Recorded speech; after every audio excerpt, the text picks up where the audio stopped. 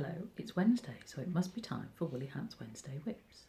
And what a beautiful day it is. The sun is shining. It is a bit cold, but there's a good opportunity to wear your cosiest and woolliest cardigans and or jumpers. And you can see I've got my Harriet jacket on that I knitted or crocheted between Christmas and New Year.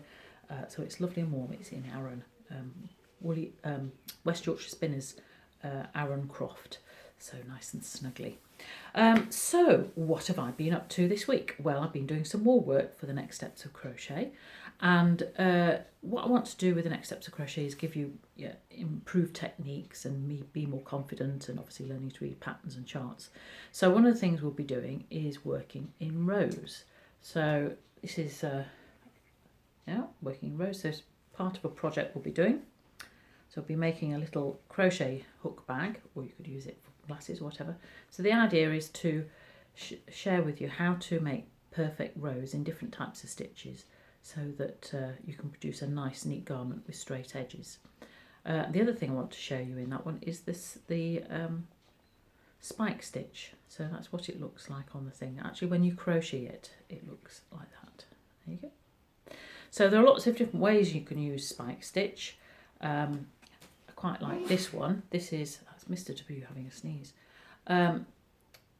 This one is called basket weave. So that's quite nice. So basically what you do with the spike stitch is you do lots of rows of double knitting, or you could do half treble, which is what this is, and then you elongate the stitch down to rows below. So that's all done in double, but the spike stitch is an elongated double. So when you're going in, you go down a few rows. And here's another example of a spike stitch. This one sort of creates an oval pattern. I quite like that as well. So this is all double knit. That's great. And then the other thing that we'll be doing in... I've lost it. Is where's my granite stitch on? Oh well, I'll show you that one later. So so learning to crochet in rows is and do it neatly is a very good skill to have, and hopefully with the Next Steps of Crochet you'll be given the confidence to do that whenever we can get down to doing it. So let's hope it will be sooner rather than later. So what's next? Well, I've been doing some sorting out of my shelves and rooms and things like that, which moves on. So you sort one shelf out, and then in order to sort things there you have to do something else. You know what I mean? You end up moving things around the house, and you come back to where you are in the beginning. Anyway, so I've been doing some sorting, which has needed me to delve into some of my stash, and I found this yarn. So this yarn is another ball of wool or yarn that I bought at a show, and I've lost the label, a bit like the yarn I used for the sock the other day. But this isn't sock yarn, it's cotton. It could be 4-ply, it could be double knit, who knows, because I've not got the label. But it's a nice variegated, I think it's hand dyed. So I thought, I know what I can do with this.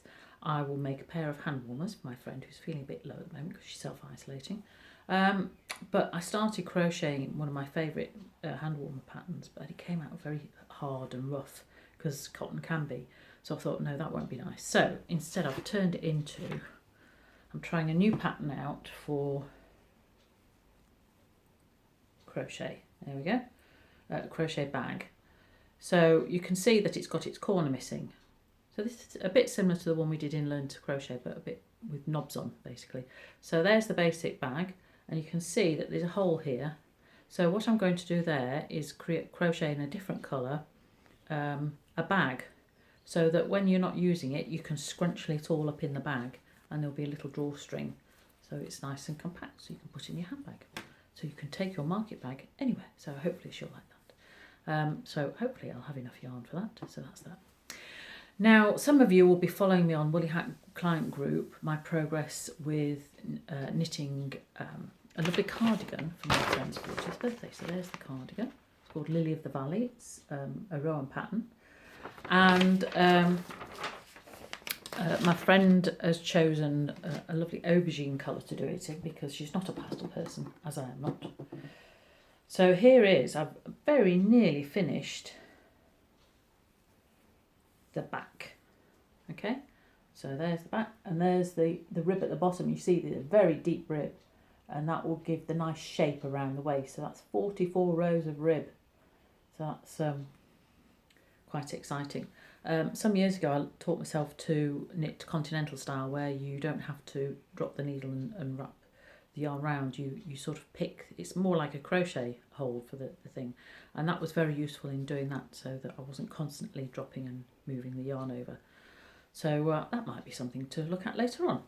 The other thing that I've been doing on here is at the top, sometimes, well, most times when you're doing a knitted garment,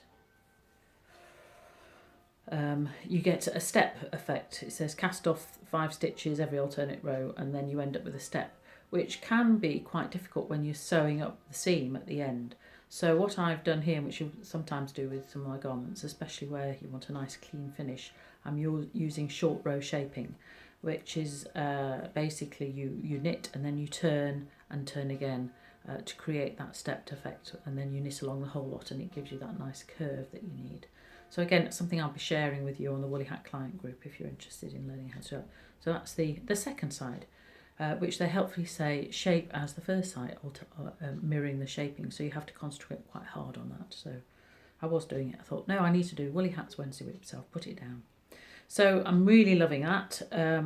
As well as being a Rowan pattern, I'm using Rowan Summerlite yarn, which is a 4-ply cotton, and it's 100% cotton. It is really nice and soft. It's got Egyptian cotton in.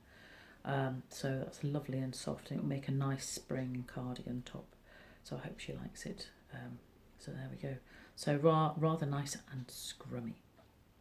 So those are my projects for this week. I hope you are having a nice week and you've got some interesting things to do.